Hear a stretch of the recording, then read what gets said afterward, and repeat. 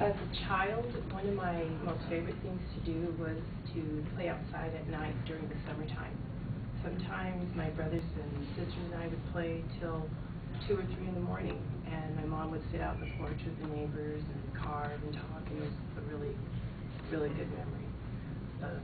In my 15th year, my little sister and I were walking around the condominiums where we lived and playing around and having fun. We turned a corner and we saw something that really shocked us.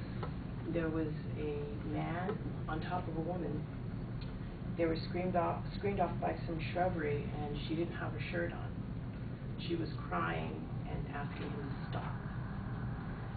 Off to the side was a young man that was also crying and saying, "Man, please, just stop." It happened in a very short period of time, but it seemed like it was lasting forever.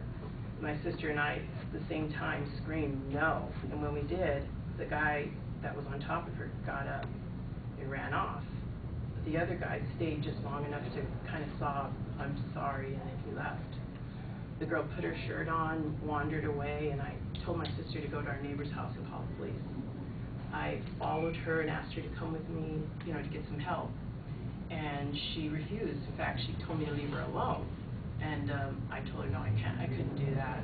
That, she needs to come and get some help. It was pretty simple in my 15-year-old mind. We're going to get some help, call the police, the guy would get caught. And she said, you don't understand. He'll kill you. He's my boyfriend. And I thought, boyfriends don't rape their girlfriends, do they? That doesn't happen. It didn't compute. It didn't make sense to me. So I kept insisting that she come, and I continued to follow her. Suddenly this guy just rematerialized out of nowhere. He had something really sharp and shiny, and he got in my face and hissed, if you don't leave or die, basically what he said. And I turned and ran, totally not even with my own it was something that just came over me, a fear, and I ran and to the neighbor's house, and the police had already been called. When I told the neighbor, Mr. Orr, he cried and cried, and they ended up never finding her. They never found the other 2 guys. And after a couple of weeks, my sister and I went back out at night, and we played and did stuff, but something had changed. We were a lot more careful. A layer of my childhood is stripped away forever from witnessing that.